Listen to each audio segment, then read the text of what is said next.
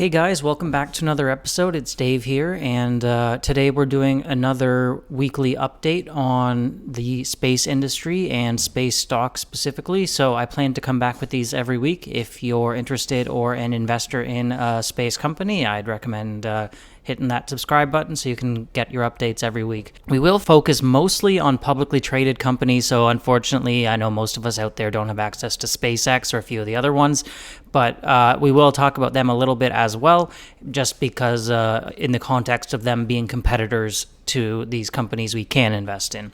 And if you are an accredited investor and were able to buy shares of SpaceX on the private markets, I'm extremely jealous of you, so good job.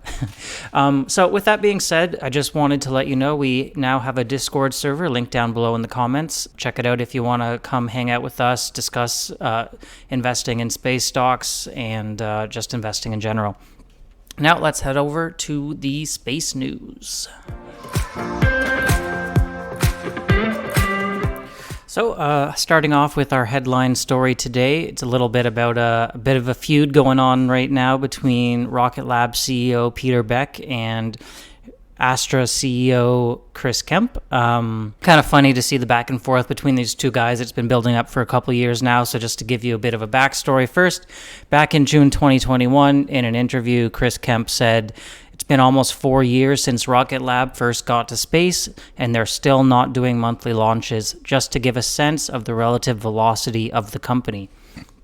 We're going to be targeting weekly launches next year, and then we're targeting daily within the next couple of years." Personally, I don't see the demand for daily launches, but, all the best to Astra and Chris, and I do hope they prove me wrong and we see a massive growth in demand for these small satellites.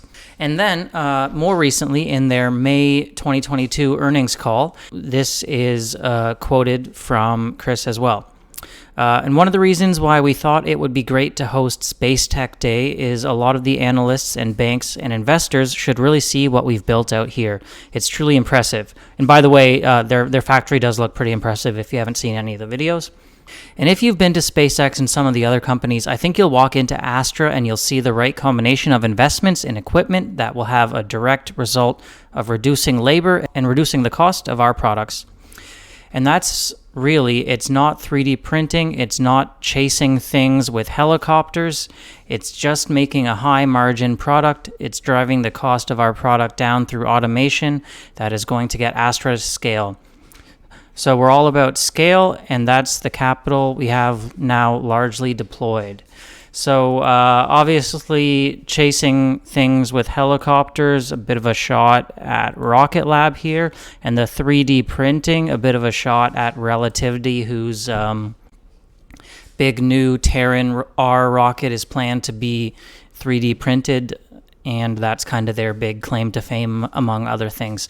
So kind of taking a few shots at his competitors there. I guess I can see why you do this, but personally I'm not a huge fan considering Astra still really needs to execute at this point. They've had a couple successful launches and a couple failures, but we really need to see the execution. I think once you have that history, maybe it's okay to start making some of these statements, but I guess there is a saying, any publicity is good publicity, so maybe that's where Chris is coming from here. And then more recently, on July 20th, just a regular Twitter user, Jack Whitlock, actually tweeted at Peter Beck, "What are your opinions on Astra's plans for the future?" Peter responded that aspirations are easy to sell, execution is always the absolute measure, and there is often a little too much of one and not enough of the other in the industry. So kind of coming back at Astra here saying, okay, you've got all these great aspirations, but you haven't executed yet. So, keep it down over there until you've executed. I think it's kind of funny, between these two, and then you think of Elon and Jeff Bezos kind of feuding all the time on Twitter. I don't know what it is with these rocket company leaders and all their feuds. I think my thoughts on this can be summed up in the words of the immortal Jack Nicholson. So why don't you take it away, Jack? Why can't we all just get along? Yeah, hopefully we can all just get along and all execute on our own plans and continue to benefit from the growing space industry. Continuing on with Rocket Lab, unfortunately, their next NRO launch has been delayed. They tweeted saying, "We'll be ready to launch when you are," to the NRO, and the launch was supposed to happen on July 22nd, but it has been delayed indefinitely by the customer. The NRO announced software updates are required on the payload. The NRO is currently implementing payload software updates for NROL 199, their tweet stated. As soon as the updates are implemented, NRO and Rocket Lab will provide a new launch date for NROL 199. I do have to say I find this a little disappointing. I'm really wanting to see Rocket Lab's launch cadence pick up here, and another delay is not really what I wanted to see. I really hope they do get this launch in during the quarter. We really want to see at least one launch per month as kind of a bare minimum right now for Rocket Lab. It's a little frustrating. I feel like the delays are not really on their side of things, but are always on the customer side of things lately. So I guess you could say that speaks to demand a little bit.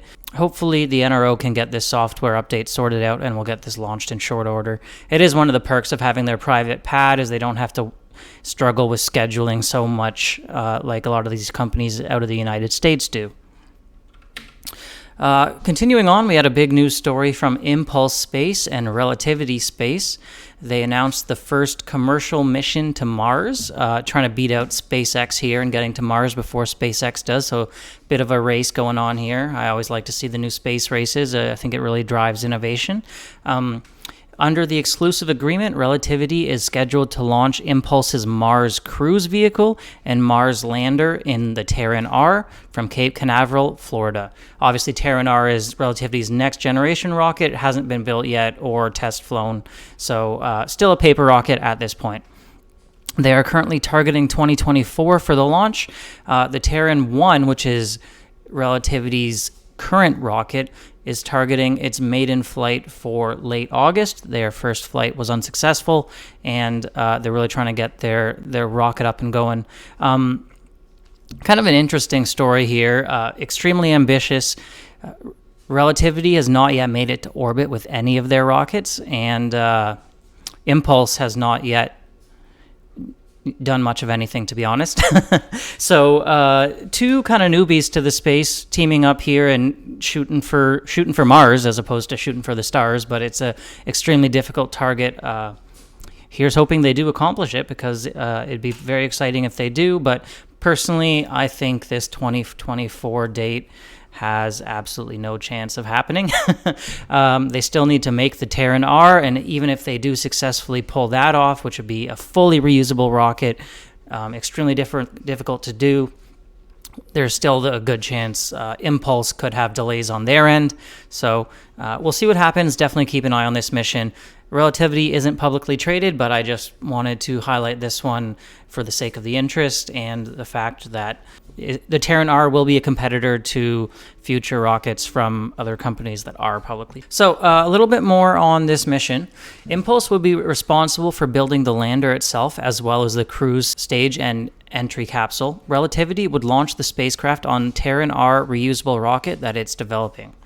This is a monumental challenge, but one that successfully achieved will expand the possibilities for human experience in our lifetime across 2 planets, Tim Ellis, chief executive of Relativity, said in a statement. With the delivery capabilities of Terran R coupled with Impulse's in-space transportation, we are bringing humanity one step closer to making Mars a reality. The companies offered few technical details about the design of the lander, such as its size and mass. The companies did not discuss the payloads or the payload capacity of the lander. In a written response to questions, the companies said they envisioned the lander carrying payloads for government and commercial customers, providing services similar to those by companies developing lunar landers that have won business through NASA's Commercial Payload Services program. The companies declined to provide an estimate for the cost of the mission. We can say that the overall estimated cost of the mission is significantly less than previous Mars missions. By building on the work NASA JPL has done, we are able to take those learnings and commercialize missions at a lower cost. The most recent static Mars lander mission by NASA's JPL, the InSight mission, cost the agency $814 million, including launch. Next up, Rocket Lab is hiring. So Rocket Lab is expecting to hire another 110 more employees this year as it expands into a new Auckland, New Zealand facility. This growth is driven by engineering design and development for neutron, as well as accelerating electron reusability. I just thought this was an interesting stat when we were looking at the numbers of employees, comparing Rocket Lab to SpaceX here. So Rocket Lab, as of July 2022, had 1,300 employees, whereas SpaceX had 12,000 employees. Now, the market cap for Rocket Lab is $1.8 billion, and the market cap for SpaceX is $125 billion on the private markets per when they last raised capital. So if you divide out the valuation per employee, Rocket Lab is valued at about $103 million per employee, while SpaceX all the way up at $10.4 million per employee. I guess there's a few different ways to look at this. You could say, well, something could be wrong with Rocket Lab's valuation here.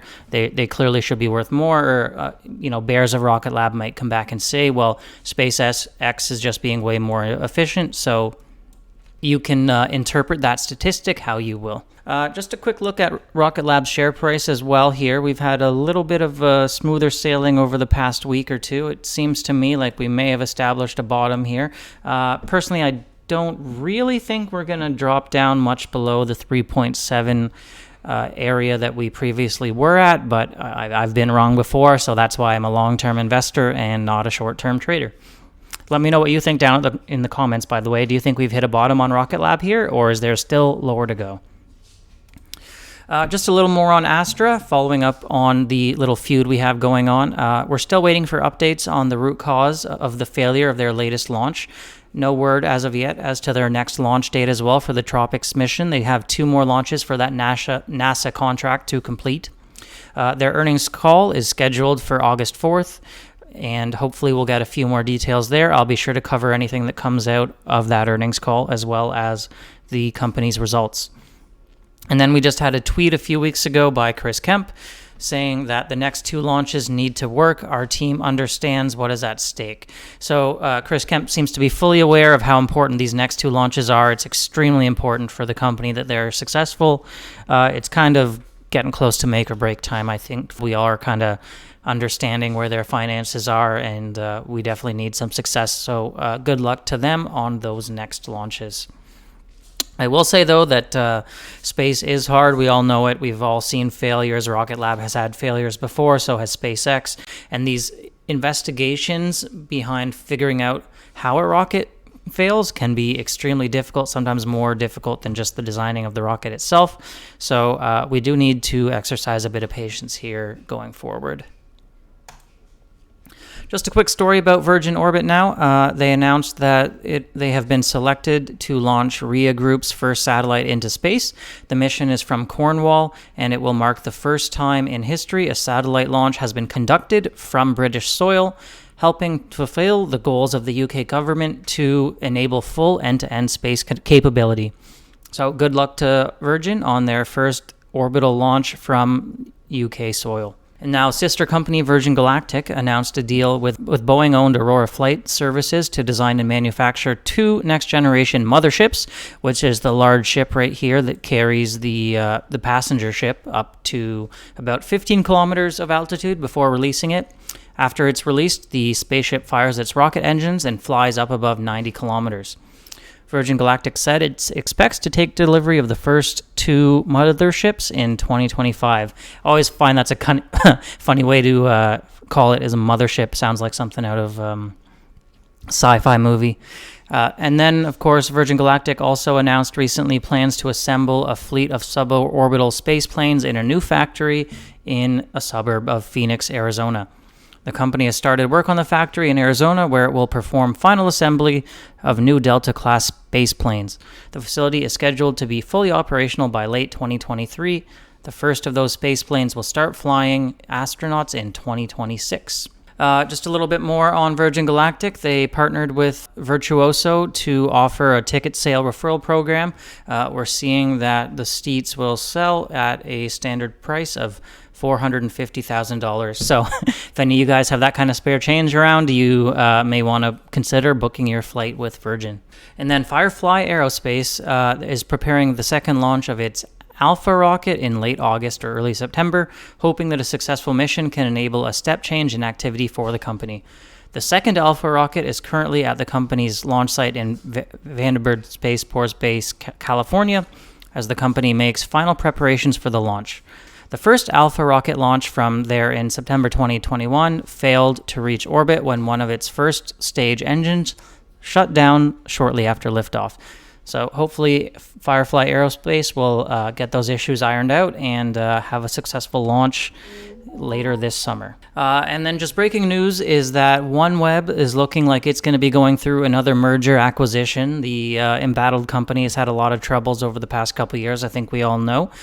So this time a French satellite company has confirmed it is in merger talks with OneWeb, which is part owned by the British government, to create a competitor to the ventures backed by Elon and Amazon, which are obviously Starlink and Project Kuiper. Eutelsat said it was in discussions with OneWeb, which provides broadband coverage from space, to create a business that would be 50-50 owned by shareholders in both companies. The British government owns nearly 20% of OneWeb, while French and Chinese governments hold stakes of 20% and 5% respectively. The French satellite firm owns nearly 23% of OneWeb. Reports of the potential deal, which will involve OneWeb shareholders receiving newly issued stock of Eutelsat, emerged over the weekend, after which point the shares of the Paris-listed company fell 10% on Monday, so clearly shareholders aren't too excited about this merger. And just a quick look here at some global satellite industry revenues. This is from a Bryce Tech report. Shout out to our Discord, where one of our members kindly shared the link to their reports. Great stuff. I'm going to go through a lot of them in greater details, but just goes to show how much growth we're experiencing in the satellite and launch industries. We have new changing industry dynamics, increasing affordability and productivity, new capabilities, a lot of exciting stuff we're going to go through in more depth in the future.